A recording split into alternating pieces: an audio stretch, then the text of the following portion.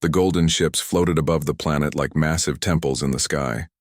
Their hulls sparkled with precious gems and metals that caught the light of the local sun. Below them, the primitive inhabitants of Kepler 7b fell to their knees in worship. To them, these vessels were not machines but chariots of the gods themselves. Supreme Overlord Vextor watched the display from his throne room aboard the flagship Divine Light. His tall, crystalline form reflected the lights around him, making him appear to glow from within. 4 arms moved gracefully as he gestured to his subordinates. "Another world bows before our magnificence," Vextor said, his voice echoing like wind chimes. "Mark this day in our eternal records.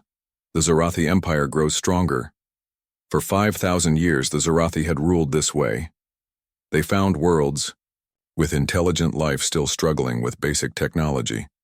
They appeared in their shining vessels, demonstrated their advanced weapons with light shows in the sky, and demanded worship. The pattern never changed because it never needed to. Who could challenge gods? Far away in a different arm of the galaxy, Captain Jake Morrison studied star charts on the bridge of the USS Defiance. The human battlecruiser was nothing like the Zarathi ships. Its hull was dark gray metal, built for war rather than show. Every system served a purpose. Every weapon was designed to kill. "Captain, we're receiving reports from deep space probes," said Lieutenant Amy Chen from her station. "Multiple civilizations under some kind of empire. The locals call their rulers the Eternal Ones." Morrison frowned. He was a tall man with graying hair at his temples, though he was only 45. 20 years in the Earth Defense Force had taught him to recognize trouble when he saw it. "Show me what we've got," he ordered.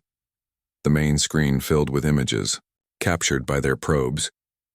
Alien ships that looked more like flying palaces than military vessels. Worlds where billions of beings lived in primitive conditions while their gods took their resources. Temples built to worship creatures who were clearly just another spacefaring species. "This is wrong," said Commander Lisa Grant, Morrison's second in command. She was a sharp-eyed woman who had grown up in the Mars colonies. "They're using their technology to enslave entire civilizations." Morrison nodded slowly. "How many worlds?" 17 star systems that we can confirm," Amy reported. "Maybe more. They've been doing this for thousands of years." The bridge fell silent. Every officer understood what this meant.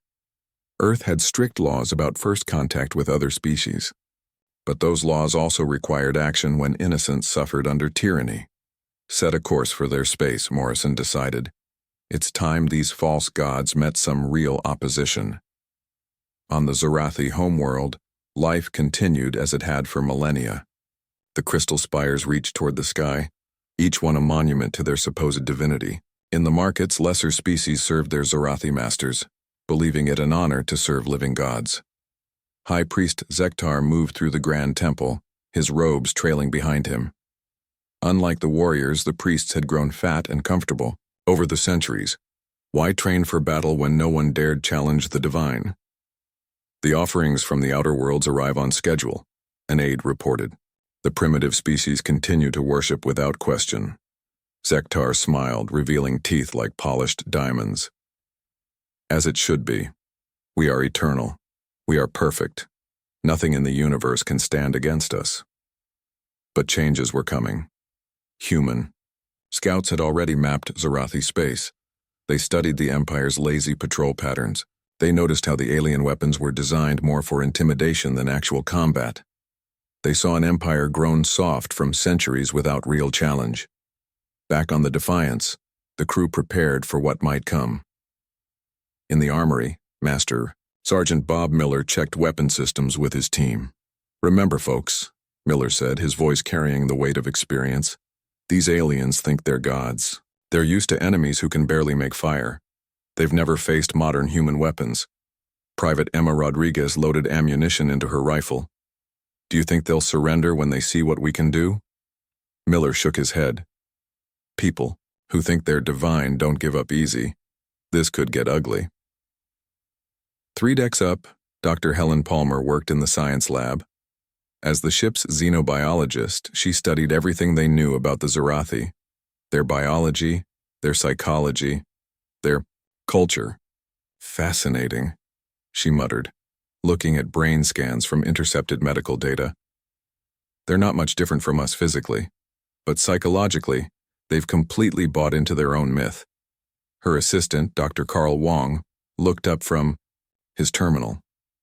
What do you mean? They genuinely believe they're gods, Helen explained. It's not just propaganda for the slaves. The Zarathi actually think they're divine beings. That level of delusion is dangerous. As the Defiance approached Zarathi space, smaller human ships spread out across nearby systems. If this went badly, Earth needed to know what happened. The scouts would watch and report, whatever came next. On the bridge, Morrison stood before his gathered officers. The jump to Zarathi space would happen in 6 hours. I want everyone to understand what we're heading into, he began. The Zarathi Empire has ruled through fear and false godhood for thousands of years. They've enslaved billions. They've stolen resources and destroyed cultures. That ends now. Lisa Grant stepped forward. The crew is ready, Captain. All systems are green. Morrison looked at each of his officers. He saw determination in their eyes. These were good people who understood their duty. We're not going there to become new gods, he continued. We're going to prove that these tyrants are just flesh and blood like everyone else. And if they refuse to free their slaves peacefully, he didn't need to finish. Everyone knew what human weapons could do. Far away, Vextor reclined on his throne, watching entertainment broadcasts from the slave worlds. Soon another primitive species would be found.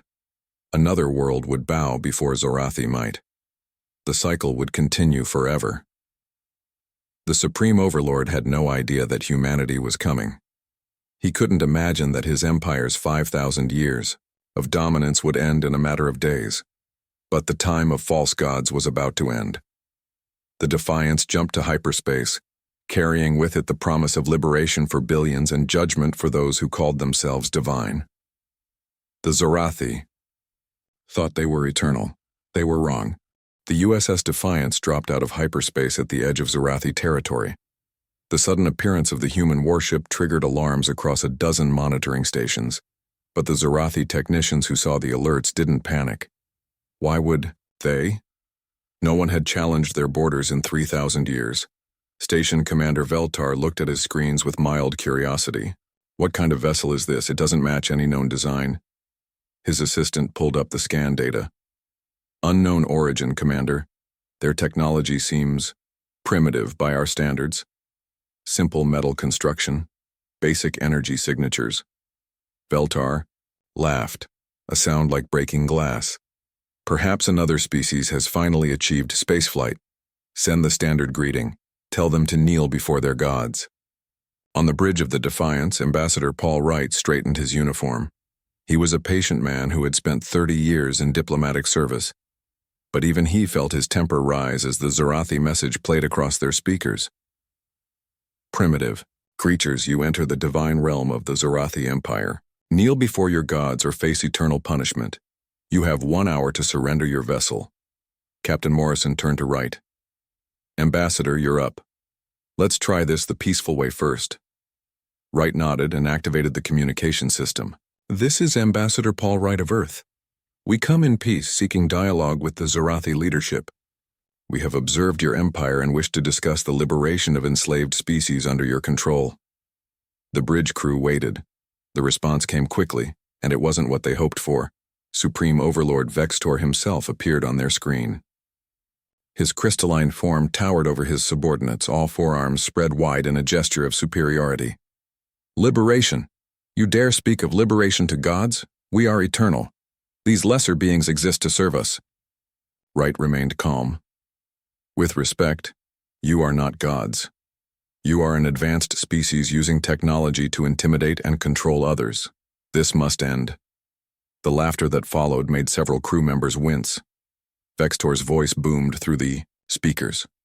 Not gods, foolish creatures, watch as we demonstrate our divine power. The transmission cut off. Immediately, tactical alerts sounded across the Defiance. Multiple ships incoming, reported Lieutenant Tony Baker from Tactical. There. Captain, you need to see this. On the main screen, 20 Zarathi vessels approached in perfect formation. Each ship was a work of art, covered in gold and platinum designs. Precious gems studded their hulls, creating patterns that sparkled in the starlight. Energy weapons charged along their flanks, creating beautiful spirals of blue and purple light. "They look like flying jewelry boxes," muttered Chief Engineer Mike Davis. Morrison studied the approaching fleet. "Analysis?" Amy Chen worked her console quickly. "Their weapons are generating a lot of light, but not much actual power. Shields are minimal. Hull integrity is... Captain, their armor is ceremonial. It's designed to look impressive, not stop weapons." "Of course," Dr. Helen Palmer said from her science station. "They've never fought a real war. These ships are for intimidating primitive civilizations, not combat." The Zarathi fleet arranged itself in what they considered an attack formation. In reality, it looked more like a parade arrangement, designed to be seen from planet surfaces. "Incoming. Transmission," Wright reported. Vextor appeared again, sitting on his ornate command throne. "Behold our divine might. Your primitive vessel will be destroyed as an example to others. The Zarathi are eternal." Morrison looked at his ambassador. "I think negotiations have failed." Wright sighed. "I'm forced to agree, Captain." The first Zarathi volley lit up space with brilliant colors. Energy beams in every shade of the rainbow converged on the Defiance. The light show would have terrified any pre-spaceflight civilization, but against modern human shields it was barely noticeable. "Shield holding at 98%, Tony reported, surprise in his voice. "Their weapons they're almost harmless." Morrison stood from his command chair. "Return fire. Target their lead ship's weapons arrays only. Let's show them the difference between style and substance." The Defiance's railguns spoke. Unlike the Zorathi's colorful display, human weapons were designed for one thing: destruction. Tungsten rounds accelerated to near light speed, crossed the distance in seconds. The Zarathi flagship's ornate hull provided no protection. The railgun, rounds punched through the decorative armor like it was paper. Weapons arrays exploded in showers of sparks and debris. On the Zarathi bridge, chaos erupted. "Impossible!" Vextor screamed. "Our divine armor cannot be breached. We are gods." "Shields failing. Hull breaches on multiple decks," reported a panicked technician. "Supreme One, their weapons. They're real weapons." For the first time in 5,000 years, a Zarathi leader felt fear. Back on the Defiance, the crew watched as confusion spread through the enemy fleet. The Zarathi ships broke formation, unsure how to respond to actual resistance. "They don't know what to do," observed Commander Lisa Grant. "They've never been in a real fight." Morrison nodded grimly. "Launch fighters. Show them what a real military looks like." The Defiance's hangar bays opened. 30 human fighters, small and deadly, swarmed out like angry hornets. Unlike the massive decorated Zarathi vessels, these were pure war machines. Squadron leader Betty Taylor led the attack. "All wings form up. Remember, their point defense is probably for show. Let's find out." The fighters dove toward the Zarathi fleet. The alien ships tried to respond, but their defensive weapons were designed to create impressive light displays, not track fast-moving targets. "This is too easy," reported Taylor's wingman, Lieutenant Dan Cooper. "They can't hit us. Their targeting systems are garbage." "Stay focused," Taylor ordered. "Disable their engines and weapons. No kill shots unless necessary." The battle turned into a rout. Human fighters danced around the Zarathi ships, precisely targeting vulnerable systems. One by one, the divine vessels lost power and drifted helplessly. On his flagship, Vextor watched his fleet being torn apart. His forearms trembled as reports flooded in: ships disabled, weapons destroyed, shields collapsing. Everything they believed about their superiority crumbled in minutes.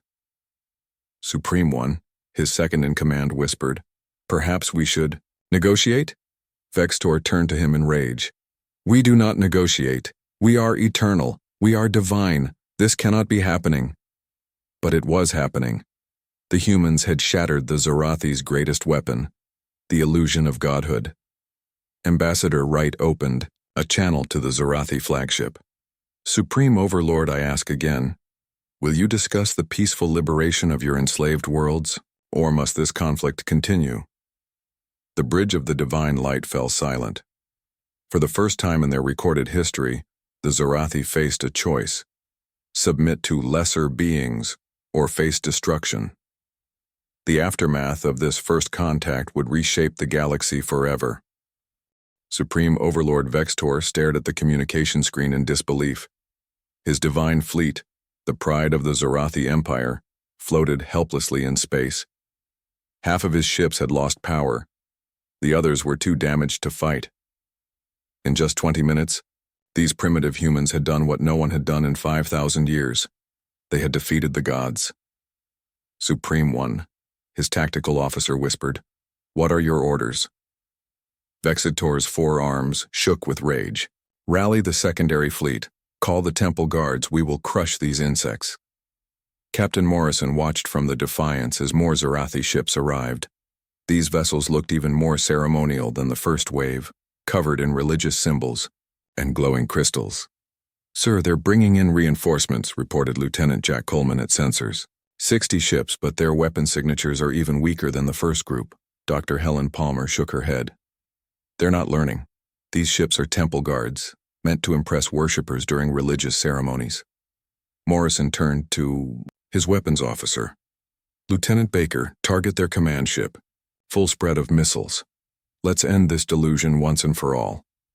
The Defiance's missile bays opened. Unlike the Zorathi's colorful energy beams, human missiles were simple, brutal, and effective. 12 warheads streaked toward Vextor's flagship. On. The divine light panic spread as tracking systems detected the incoming weapons. "Divine shields at maximum," screamed a technician. "They won't be enough," another replied, his voice cracking with fear. The missiles struck. The first 4 shattered the ceremonial shields like glass. The next 8 punched deep into the ship's hull. Explosions rippled across the divine light as systems failed throughout the vessel. Vextor was thrown from his throne as his bridge shook violently. Emergency lights bathed everything in red. For the first time in his life, the Supreme Overlord felt mortal. "Damage report," he demanded, struggling to his feet. "Massive hull breaches, main power failing, we've lost weapons control." His bridge crew scrambled over damaged consoles. "Supreme One, we cannot continue." Outside, the battle had become a massacre. Human fighters weaved between the temple guard ships, systematically disabling them. The Zorathi pilots, trained only in formation flying for ceremonies, couldn't adapt to real combat. Squadron leader Betty Taylor called out targets. "Focus on their engines. These ships are even more vulnerable than the first group." "Copy that, squadron leader," replied Lieutenant Sam Johnson. "It's like they're made of tin foil." The temple guards tried to maintain their ceremonial formations, firing their weapons in predetermined patterns. Pretty lights filled space, but none found their targets. Human pilots easily dodged the slow-moving energy beams. "They're fighting, like it's a parade," observed Taylor's wingman. "No adaptation, no tactics." Back on the Defiance, Commander Lisa Grant coordinated the Marine assault teams. "Colonel Harris, prepare your troops. Once we disable their defenses, we're boarding the command ship." Colonel Steve Harris grinned. "Copy that, Commander. My people are ready." The Marines suited up in power armor, checking weapons and equipment.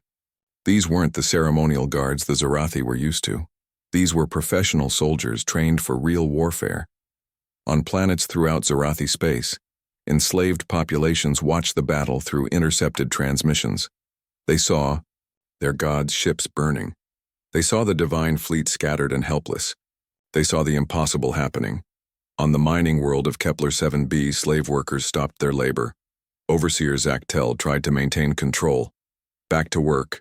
The gods will prevail. They always prevail. But the workers had seen too much. An elderly slave, bent from years of labor, straightened his back. "They bleed, they burn, they are not gods." The whisper spread through the minds. Not gods, not eternal, not divine. In space, the battle neared its end. The Temple Guard fleet was completely disabled. Hundreds of Zorathi fighters had been destroyed or captured. The mighty empire that had ruled for millennia was falling apart in hours. Ambassador Wright opened another channel to Vextor. Supreme Overlord, this ends now. Surrender and we can discuss terms. Continue fighting, and we'll be forced to destroy you completely.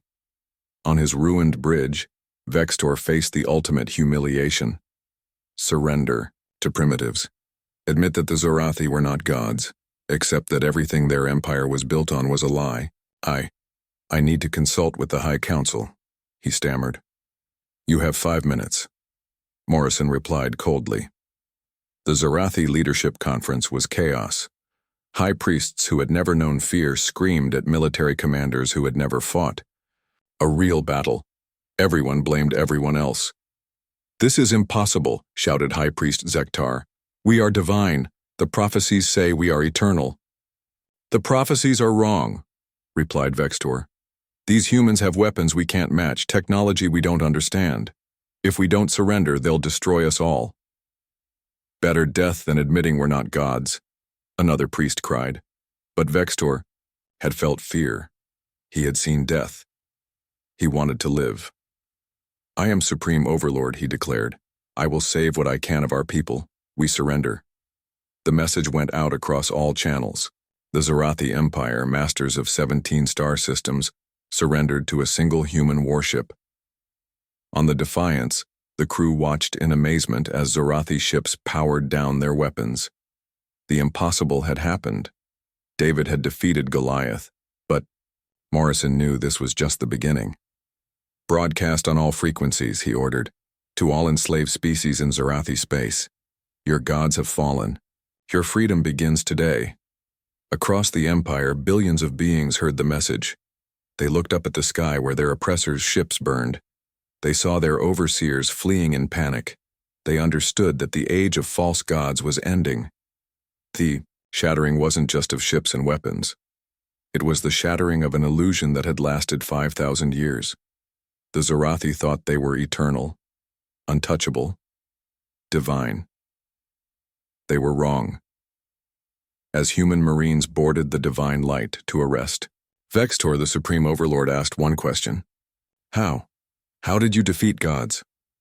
Colonel Harris removed his helmet, revealing a scarred but smiling face. Simple.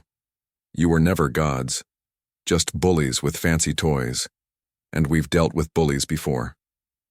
The age of the Zorathi Empire was over. The age of liberation had begun. The news spread faster than light across 17 star systems. The gods had fallen. The Zorathi Empire was defeated. On every enslaved world, billions of beings looked up at the sky with new hope.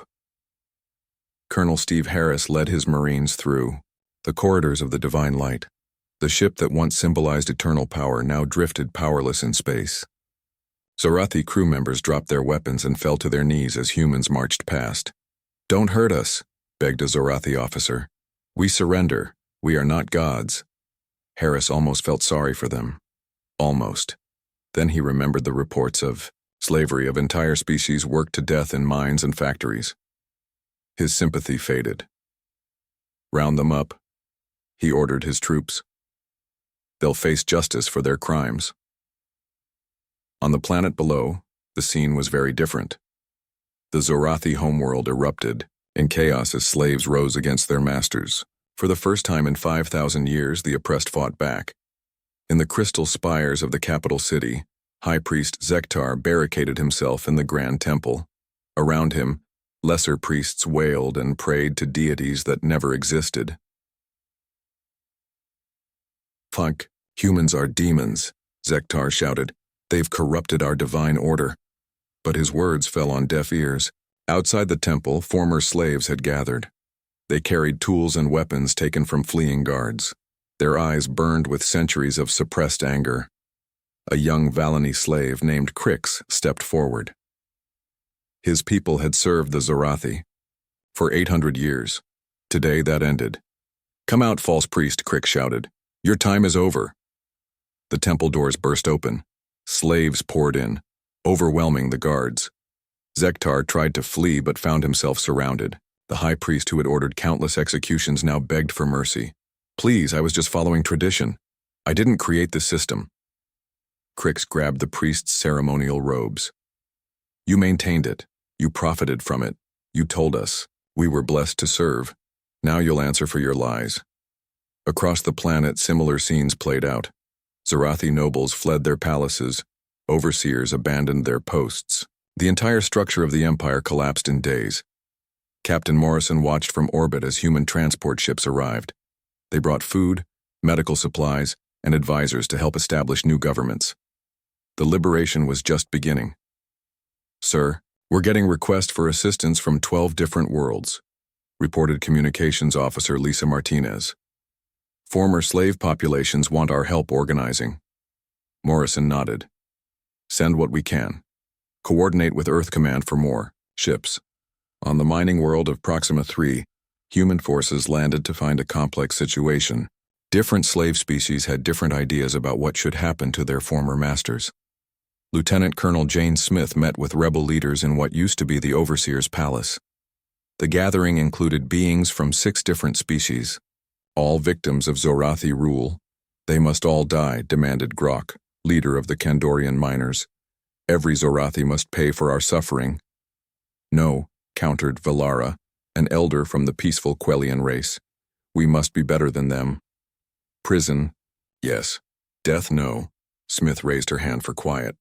"Earth's position is clear. War criminals will face trial. Justice, not revenge." The debates continued across the former empire. Some worlds wanted blood, others sought reconciliation. Humanity found itself not just as liberators, but as mediators. Meanwhile, aboard the captured Divine Light, interrogations revealed the true extent of Zorathi crimes. Dr. Helen Palmer interviewed former Supreme Overlord Vextor. "Tell me about the species you enslaved," she said, recording everything.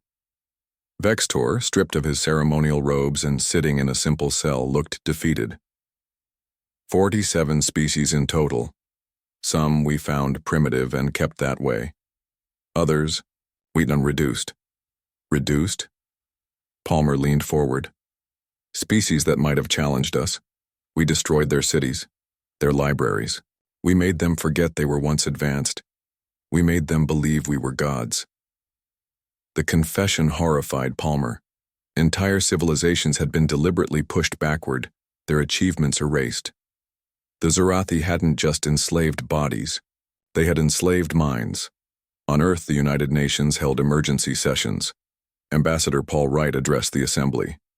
"We face a humanitarian crisis beyond imagination," he reported. 17 star systems, 47 species, billions of beings who've known only slavery. They need our help. The response was unanimous. Earth would lead a coalition to rebuild these shattered worlds. Ships loaded with teachers, doctors, and engineers prepared to depart. Back in Zorathi space, the trials began. Former Overlord Vextor stood before a tribunal of species he had enslaved. For the first time, he faced his victims as equals. "You claimed divinity while children starved in your mines," accused the Vallani prosecutor. "You lived in palaces while families were torn apart. What is your defense?" Vextor had none. The evidence was overwhelming. Messages ordering executions, plans to keep species primitive, records of resources stolen and cultures destroyed. I believed what I was taught," he said weakly. "We all did. It was our way for thousands of years.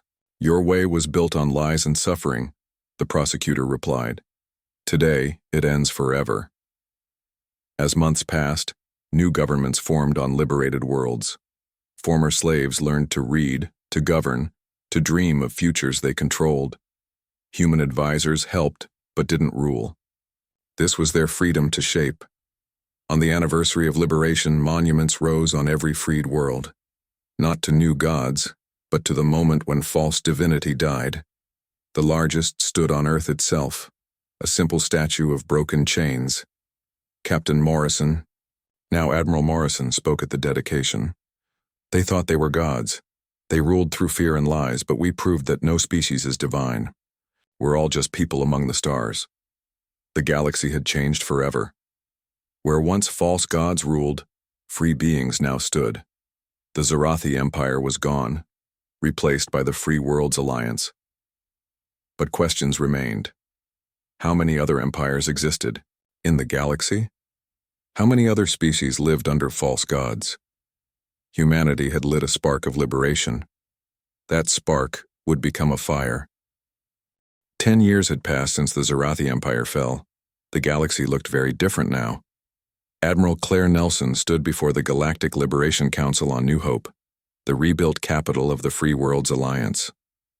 Representatives from 60 species filled the Grand Hall. Each had a voice. Each had a vote. No gods ruled here. Today marks our 10th anniversary, Nelson began. 10 years ago, 17 star systems lived under false gods. Today, those systems govern themselves. Their children learn science, not worship. Their people choose their own paths. In the audience, Ambassador Tom Rodriguez nodded. He remembered the first difficult years. Some worlds struggled with freedom after centuries of slavery. Others sought revenge against all Zorathi. Humanity had to be both teacher and guardian. The transformation was remarkable.